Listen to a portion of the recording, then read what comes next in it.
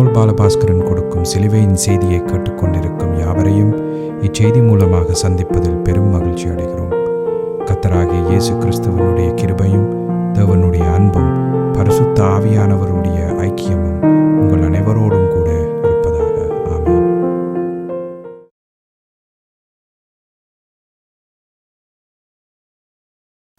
நான் போல் பாலபாஸ்கரன். நான் ஒரு இவாஞ்சலிஸ்ட். சிலுவையின் செய்தி என்ற இந்த நிகழ்ச்சியில் என் சகோதரர்கள், என் சகோதரிகள், என் நண்பர்கள் எல்லோரையும் மறுபடியும் சந்திப்பதில் நான் பெரும் மகிழ்ச்சி அடைகிறேன். இந்த அருமையான நேரத்தை கர்த்தராகிய இயேசு கிறிஸ்து எங்களுக்கு ஒதுக்கி தந்திருக்கிறார். இந்த நேரத்தில் கர்த்தருடைய வேத வார்த்தைகளை உங்களோடு பகிர்ந்து கொள்வது எனக்கு மிகுந்த சந்தோஷத்தை அளிக்கிறது என்பதை நீங்கள் அறிந்து கொள்ள வேண்டும். கர்த்தருடைய வேத வார்த்தை என சொல்லப்படும் பொழுது, கர்த்தருடைய வார்த்தை என சொல்லப்படும் பொழுது எந்த காலத்திலும் சிலுவையில் அறையப்பட்ட இயேசு கிறிஸ்துவை பற்றியே அது பிரகடனப்படுத்துகிறது என்ற உண்மையை நாம் தெளிவாக அறிந்திருக்க வேண்டும். அப்போ கர்த்தருடைய வார்த்தை, தேவனுடைய வாயிலிருந்து வெளிப்படும் வார்த்தையினாலேயே மனுஷன் பிழைப்பான் என்று சொல்லி நம்முடைய ஆண்டவராகிய இயேசு கிறிஸ்து இந்த பூலோகத்தில் இருக்கும் பொழுது மத்தேயு 4:4 தெளிவாக சொல்லியிருக்கிறார். மனுஷன் அப்பத்தினால மாத்திரமல்ல, தேவனுடைய வாயிலிருந்து புறப்படும் ஒவ்வொரு வார்த்தையினாலும் பிழைப்பான் என்று சொல்லப்பட்டிருக்கு. இது புதிய ஏற்பாட்டில் சொல்லப்பட்டிருக்கு. பழைய ஏற்பாட்டில் உபாகமம் 8:3 சொல்லப்பட்டிருக்கிறது. ஆனபடியால் வேத வார்த்தைகளை நாங்கள் மிகவும் அவதானமாக கவனிக்க வேண்டும். அவைகள் கர்த்தருடைய வாயிலிருந்து வெளிப்பட்ட வார்த்தைகளோ, கர்த்தருடைய வாயிலிருந்து வெளிப்பட்ட வார்த்தைகளாக இருந்தால் நிச்சயமாக அதனை விசுவாசிக்கிறவனுக்கு அது பலன் கொடுக்கும் என்ற உண்மையை அவன் முதல் நம்ப வேணும், உறுதியாக நம்ப வேணும். ஏனென்று சொன்னால் அவருடைய வார்த்தை சொல்லுகிறது, அவருடைய வாயிலிருந்து புறப்படுகிற ஒவ்வொரு வார்த்தையினாலும் மனிதன் பிழைப்பான் என்று சொல்லப்பட்டிருக்கிறது. இப்படி இருக்க நாங்கள் நேரடியாக ரோமர் 8ஆம் அதிகாரத்துக்கு போய் 1ஆம் வசனத்துக்கு போவோம். இந்த வேத வாக்கியத்தை பற்றித்தான் நான் தொடர்ந்து பிரசங்கித்து கொண்டிருக்கிறேன். அது என்னென்று சொன்னால், ஆனபடியால் கிறிஸ்து இயேசுவுக்குட்பட்டவர்களாயிருந்து மாம்சத்தின்படி நடவாமல் ஆவியின்படியே நடக்கிறவர்களுக்கு ஆக்கின தீர்ப்பு இல்லை.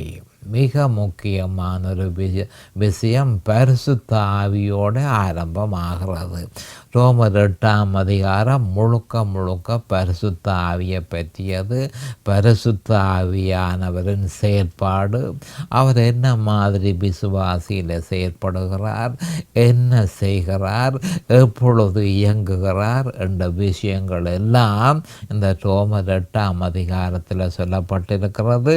அப்போ 1ஆம் வசனத்தில் ரோமர் 8:1 4 முக்கியமான அம்சங்கள் சொல்லப்பட்டிருக்கிறது. அது என்னென்று சொன்னால், முதல் கிறிஸ்து இயேசுவுக்குட்பட்டவர்களாக இருக்க வேணும். முதலாவதாக கிறிஸ்து இயேசுவுக்குட்பட்டவர்களாக இருக்க வேணும். ஆனால் மாம்சத்தின்படி நடக்கக்கூடாது. அப்போ மாம்சத்தின்படி நடக்க இல்லை என்று சொன்னால் ஆவியின்படி நடக்க வேணும்.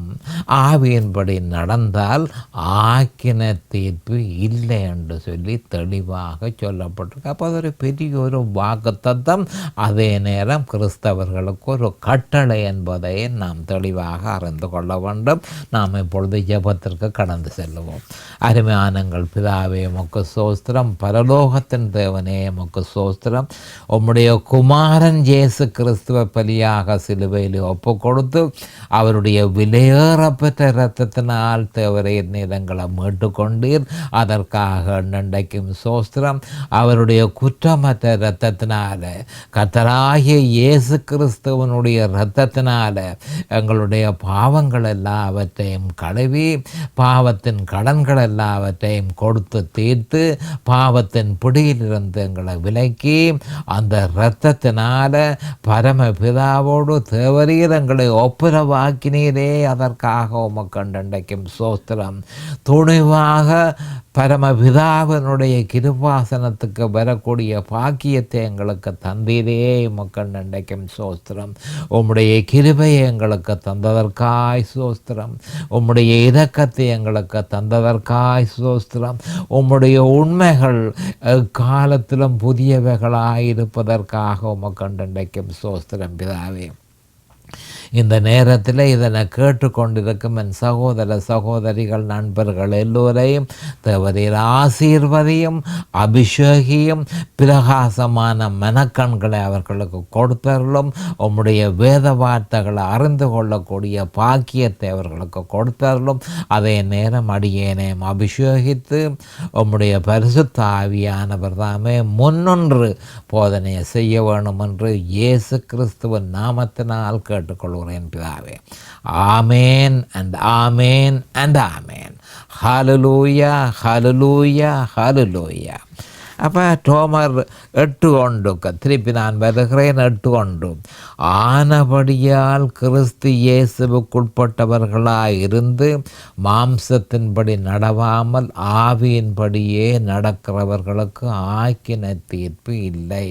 இப்போ இதற்கு நான் தெரிந்து கொண்ட தலையங்கம் ஏற்கனவே நான் உங்களுக்கு சொல்லியிருக்கிறேன்.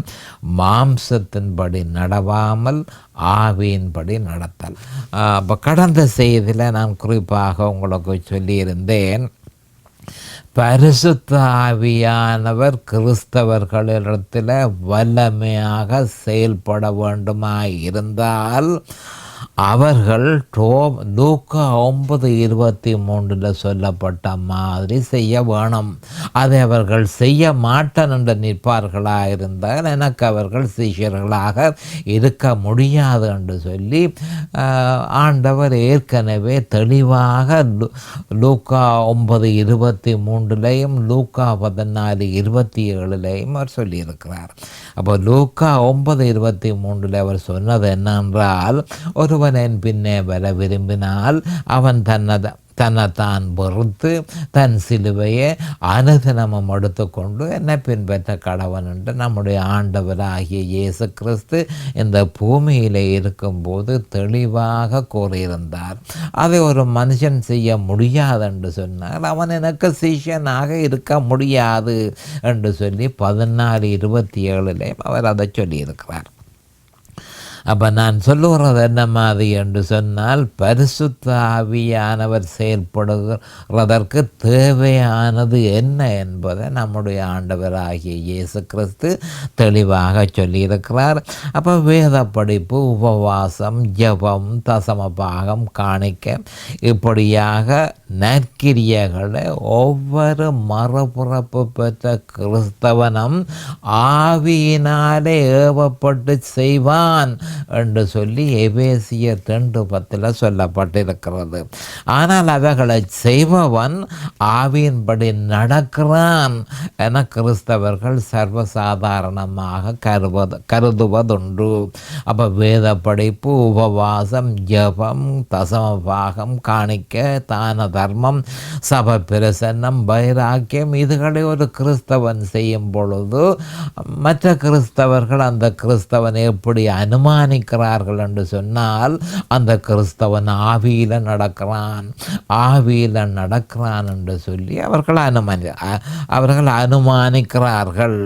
அப்படி அல்ல என்பதை முதல் கண் நாம் தெளிவாக அறிந்து கொள்ள வேண்டும். இவைகள் யாவும் பொருத்தமான விசுவாசத்தினால் ஏற்பட்ட பிரதிபலன்களே தவிர அவைகள் ஆவிக்கேற்றபடி நடப்பது என்பதல்ல. பொருத்தமான விசுவாசத்தினால ஏற்பட்ட பிரதிபலன்களே இந்த ஆவிக்குரிய நற்கிரியைகள் என்பதை நாம் அறிந்து கொள்ள வேண்டும். அப்போ ஆவிக்குரிய நற்கிரியைகளை ஒருவன் செய்யும் பொழுது அவன் ஆவியில் நடக்கிறான் என்பது அல்ல என்பதை நாம் தெளிவாக அறிந்து கொள்ள வேண்டும். அப்போ ஆவிக்கேற்றபடி நடக்க வேணுமா இருந்தால் அப்போ அதனுடைய அர்த்தம் என்ன? ஆவிக்கேற்றபடி நடப்பது என்பது ரோமர் 8:2 கூறப்பட்டிருக்கும் கிறிஸ்து இயேசுவினாலே ஜீவனுடைய ஆவியின் பிரமாணத்தை முற்று முழுதுமாக கடைப்பிடிக்கும் பொழுதே ஒருவன் ஆவிக்கேற்றபடி நடக்கிறானே தவிர கிரியைகளை ஆவிக்கேற்ற கிரியைகளை செய்கிறதன் மூலம் அவன் ஆவியின்படி நடக்கிறது என்பதல்ல. அது எப்படி எனில் கிறிஸ்துவிலும் அவர் சிலுவையில் நிறைவேற்றியதிலும் நாம் முற்று முழுதுமாக நம்முடைய விசுவாசத்தை வெளிப்படுத்தி அந்த விசுவாசத்தை நிலைத்திருப்பதே ஆவிக்கேற்றபடி நடப்பதாகும்.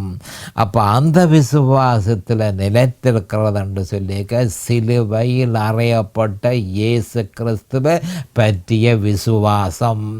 அந்த விசுவாசத்தில் ஒருவன் அந்த விசுவாசத்தில் ஒருவன் நிலைத்திருக்கும் பொழுது அவன் ஆவியில் நடக்கிறான்.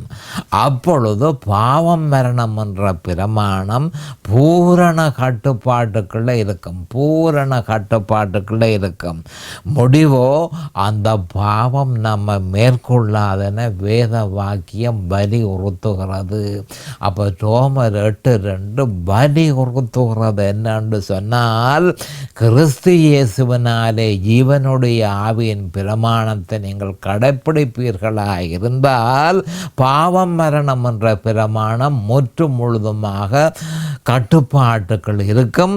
அப்பொழுது பாவம் நம்ம மேற்கொள்ளாது என்று சொல்லி ஒரு வாக்கு தத்தத்தையும் தேவன் நமக்கு தந்திருக்கிறார். காரணம் என்ன? நாம் நியாய பிரமாணத்துக்கு கீழ்ப்பட்டிராமல் கிருபைக்கு கீழ்ப்பட்டிருக்கிறதே அந்த ரகசியம். அது ஒரு ரகசியம் என்று சொல்லலாம். இதைத்தான் ரோமர் 6:14 சொல்லி இருக்கிறது. இப்படி இருக்க ஒருவன் ஆவிக்கேற்றபடி நடப்பானாகில் அவனுக்கு பரிபூரண வாழ்க்கை கொடுக்கப்படும் என்று சொல்லி நம்முடைய ஆண்டவர் யோவான் 10:10 தெளிவாக சொல்லியிருக்கிறார். அப்போ ஆவிக்கேற்றபடி ஒருவன் நடப்பானாய் இருந்தால் அவனுக்கு பரிபூரண வாழ்க்கை கொடுக்கப்படும் என்று சொல்லி என்ன மாதிரி என்றால் யோவான் 10:10 நம்முடைய ஆண்டவர் சொல்லியிருக்கிறார். அப்போ பரிசுத்த ஆவியானவர் அதனையே சற்று விரிவாக பிரியமானவனே உன் ஆத்துமா வாழ்வது போல நீ எல்லாவற்றிலும் வாழ்ந்து சுகமாயிருக்கும்படி வேண்டுகிறேன் என்று 3 யோவான் 2 உறுதிப்படுத்தி இருக்கிறார். அப்போ பரிபூரண வாழ்க்கை என்றால் என்ன என்பதை 3 யோவான் 2 தெளிவாக விளங்கப்படுத்தி இருக்கு. பிரியமானவனே, ஏன் பிரியமானவன்? விசுவாசத்தில் நீ நிற்கிறபடியால் நீ தேவனுக்கு பிரியமானவன். அப்போ தேவனுக்கு பிரியமானவனாக இருக்கிறபடியினால உன் ஆத்துமா வாழ்கிறது போல நீ எல்லாவற்றிலும் வாழ்ந்து சுகமாயிருக்கும்படி வேண்டுகிறேன். அப்போ இதுதான் யோவான் 10:10 சொன்ன பரிபூரண வாழ்க்கை என்பதை நாம் அறிந்து கொள்ள வேண்டும். அப்போ ரோமர் 8:1 ஆக்கின தீர்ப்பு அவர்களுக்கு இல்லை என்று உறுதிப்படுத்தப்பட்டிருக்கிறது.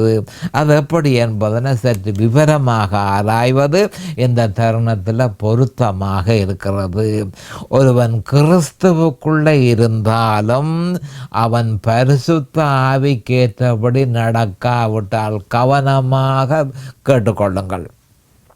ஒருவன் கிறிஸ்துவுக்குள்ளே இருந்தாலும் அவன் பரிசுத்த ஆவிக்கேற்றபடி நடவாமல் தன் மாம்சத்தின்படி நடப்பானாயின் அவனுக்கு ஆக்கின தீர்ப்பு உண்டு என்பது இங்கு தெளிவாக வெளிப்படுத்தப்பட்டிருக்கிறது. அப்போ கிறிஸ்துவுக்குள் இருக்கும் பொழுது எனக்கு இப்படி ஆயிற்றோ என்று சொல்லி பவுல் அப்போஸ்தலர் ரோமர் 7 அடிக்கடி விசனப்படுவதை நாங்கள் கண்டிருக்கிறோம். அப்போ ஒருவன் கிறிஸ்துவுக்குள் இருந்தாலும் ஆக்கின தீர்ப்புக்கு தப்ப வேண்டுமாயின் அவன் பரிசுத்த ஆவிக்கேற்றபடி அவன் நடக்க வேண்டும். அப்போ கிறிஸ்துவுக்குள்ளே இருந்தாலும் ஆக்கின தீர்ப்புக்கு அவன் தப்ப வேண்டுமாயின் பரிசுத்த ஆவியானவர் என்ன சொல்கிறார் என்று சொல்லி பரிசுத்த ஆவியானவரின் சொற்படி அவன் நடக்க வேண்டும்.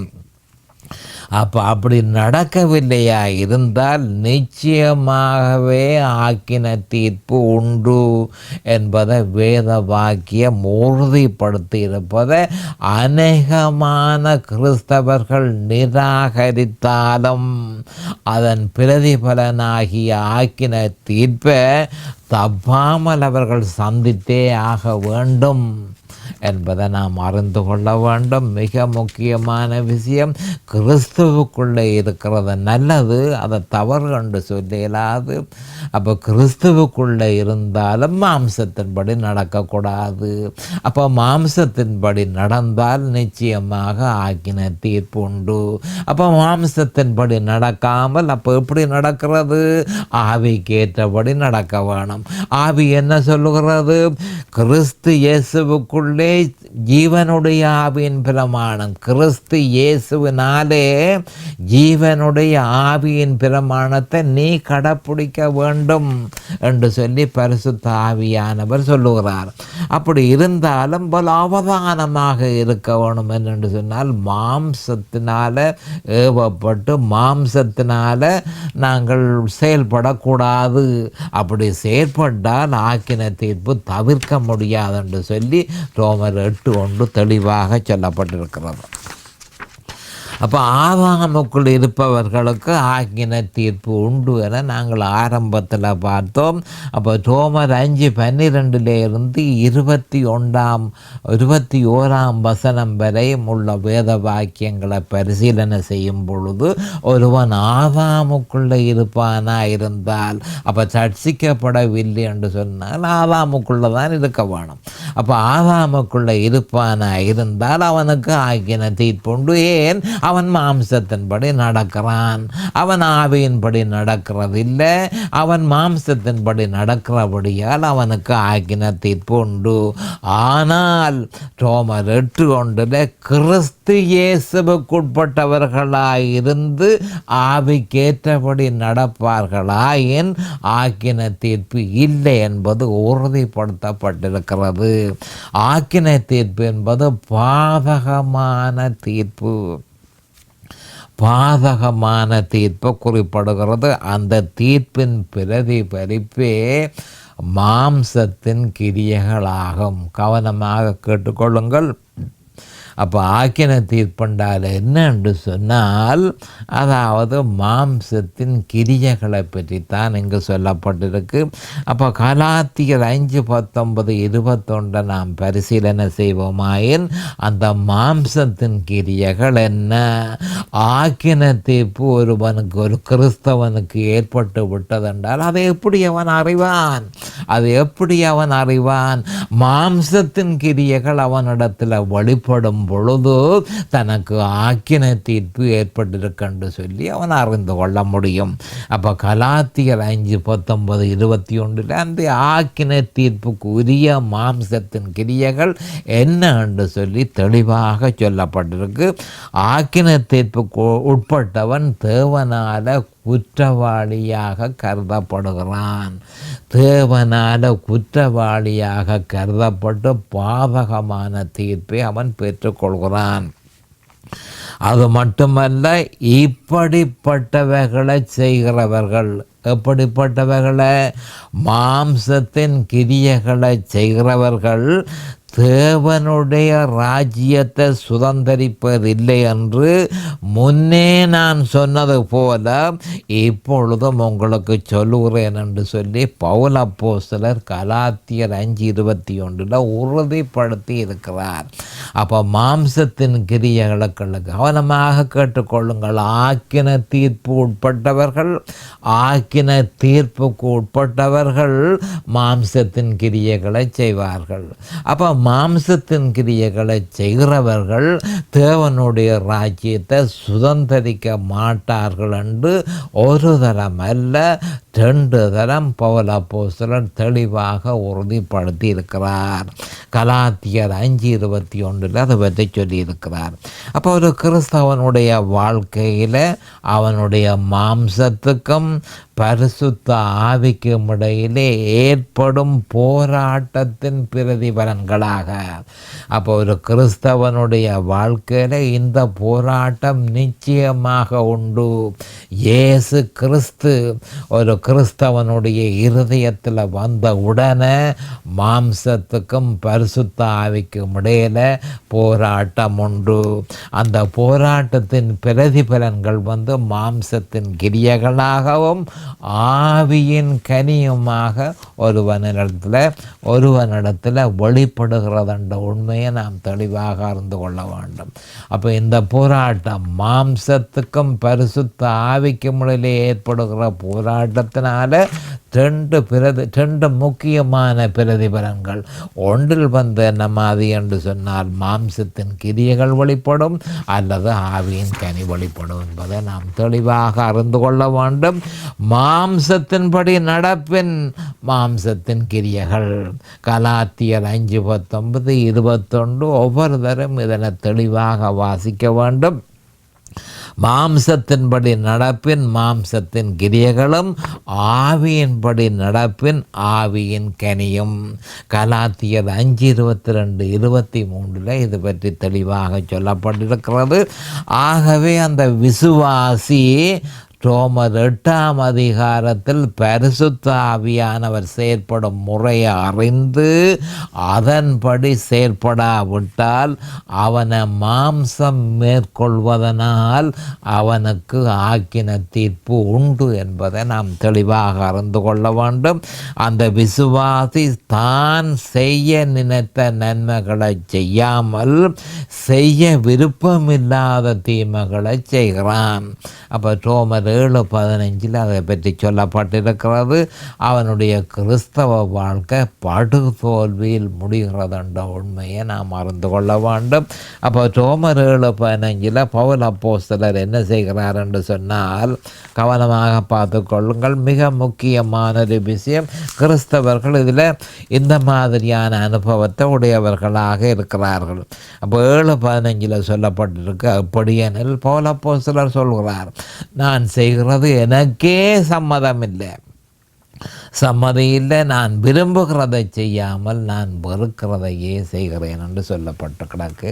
அநேகமான கிறிஸ்தவர்கள் இந்த விதமான அனுபவத்தை உடையவர்களாக இருக்கிறார்கள். இந்த நிலப்பாட்டை ரோமர் 7 பிரதிபலிக்கிறது. அப்போ அதுக்கு காரணம் என்ன? அந்த பாவம் உயிர் கொண்டதே இதற்கு முக்கியமான காரணமாக இருக்கிறது. ரோமர் 7:9 இது பற்றி சொல்லப்பட்டிருக்கிறது. விசுவாசியின் சொந்த பலத்தினால் ஒரு பொழுதும் அந்த பாவத்தை வெற்றி கொள்ள முடியாது என்பது தெளிவாக இருக்கிறது. நாம் பொது சிருஷ்டியாக கிறிஸ்துவுக்குள் இருந்தாலும் நம்முடைய சுய பலத்தினால் ஒரு பொழுதும் அந்த பாவத்தை வெற்றி கொள்ள முடியாது என்ற உண்மையை நாம் தெளிவாக அறிந்திருக்க வேண்டும். ஆனால் ஒருவன் சத்தியத்தை அறிந்து அந்த சத்தியத்தின்படி நடந்தால் பரிசுத்த ஆவியானவர் அவனில் வல்லமையாக செயல்பட்டு ஜெயம் கொண்ட கிறிஸ்தவ வாழ்க்கையை வாழ்வதற்கு அந்த வாழ்க்கையை அவனுக்கு உறுதிப்படுத்துவார். அப்போ அவன் செய்ய வேண்டியதென்ன? சத்தியத்தை அறிந்து அந்த சத்தியத்தின்படி நடந்தால் பரிசுத்த ஆவியானவருடைய உதவி நிச்சயமாக கிடைக்கும். அப்பொழுது ஏங்கொண்ட கிறிஸ்தவ வாழ்க்கையை அவன் உறுதிப்படுத்த முடியும். அப்போ விசுவாசி தன்னுடைய சுயபலத்தில் தாங்கி இருக்கும் பொழுது அந்த பாவத்துக்கு எதிராக போரிட அவனால் முடியாது. அந்த பாவத்துக்கு எதிராக போரிட அவனால் முடியாது. ஆனால் பரிசுத்த ஆவிக்கு முன்பாக அந்த பாவமும் சாத்தானும் மரணமும் எவ்விதத்திலும் தாக்குப்பிடிக்க முடியாது என்பதை நாம் அறிந்திருக்க வேண்டும். ஆகையால் பரிசுத்த ஆவிக்கேற்றபடி நடப்பவனுக்கு தோல்வியும் இல்லை, ஆக்கின தீர்ப்பும் இல்லை. மறுபடியும் சொல்லுகிறேன், பரிசுத்த ஆவியானவருக்கு ஏற்றபடி, பரிசுத்த ஆவிக்கு ஏற்றபடி ஒருவன் நடப்பானாய் இருந்தால் அவனுக்கு தோல்வியும் இல்லை, அவனுக்கு ஆக்கின தீர்ப்பும் இல்லை. அதை இப்பொழுதே பெற்றுக்கொள்ள முடியும் என்பதனை கிறிஸ்தவர்கள் அறிந்திருப்பதாகவும் இல்லை. கவனமாக கேட்டுக்கொள்ளுங்கள். ஒரு வேதனைக்குரிய விஷயம் என்ன மாதிரி என்று சொன்னால், பரிசுத்த ஆவியானவர் சொல்கிறார், இந்த நிமிஷமே, இப்பொழுதே பூரணமாக அந்த வெற்றியை பெற்றுக்கொள்ள முடியும் என்று சொல்லி பரிசுத்த ஆவியானவர் சொல்லியிருக்கிறார். ஆனால் கிறிஸ்தவர்களுக்கு அதை பற்றி விவரமாக எதுவுமே தெரியாதவர்களாக அநேகமான கிறிஸ்தவர்கள் இருக்கிறார்கள். அதுக்கு ஒரு காரணமும் இருக்குது.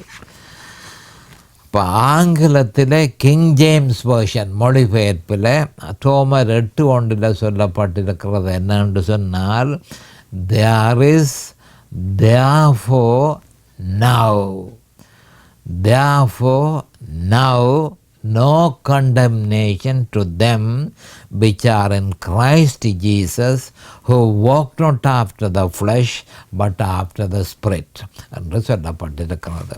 அப்போ என்ன சொல்லப்பட்டிருக்கிறது என்று சொன்னால், சரியான முறையில் எழுதப்பட்டிருக்க வேணும் என்ன மாதிரி என்று சொன்னால், ஆங்கிலத்தில் இந்த நவ் என்றது கிங் ஜேம்ஸ் வெர்ஷனில் சொல்லப்பட்டு கிடக்குது.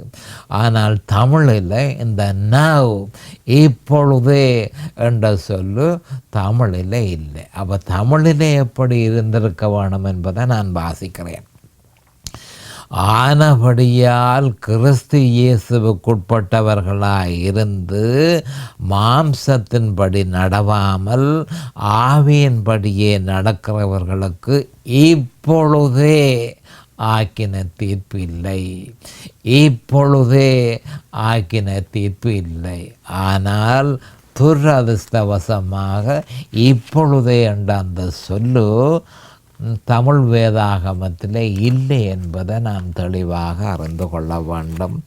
அப்போ இந்த என்ன காரணத்துக்காக இப்பொழுதே என்ற அந்த சொல்லு தவிர்க்கப்பட்டது என்பதற்கு நான் எதுவும் கூறுவதற்கு இல்லை. ஆனால் உண்மை நிலைமை என்னவென்று சொன்னால், இப்பொழுதே என்ற சொல்லில் மிகுந்த முக்கியத்துவம் இருக்கிறது என்ற உண்மையை நாம் தெளிவாக அறிந்து கொள்ள வேண்டும். அப்போ ஆனால் துரதிர்ஷ்டவசமாக வேதாகமத்தில், தமிழ் வேதாகமத்தில் இப்பொழுதே என்ற சொல்லு இங்கு காணப்படவில்லை. அப்போ அந்த சொல்லினுடைய தாற்பயம் மிகுந்த முக்கியத்துவம் வாய்ந்தது என்பதை நாம் அறிந்திருக்க வேண்டும். என்றால் இனி நான் சொல்ல போகிற விஷயங்களை பார்க்கும் பொழுது அந்த இப்பொழுதே என்ற சொல்லு மிக முக்கியம். ஏனென்று சொன்னால், அதை வாசித்து கொண்டு போகும் பொழுது ரோமர் 8:1 ஒரு கிறிஸ்தவன் வாசித்து கொண்டு போகும் பொழுது இப்பொழுதே என்று சொல்லப்பட்டிருக்கிறதே.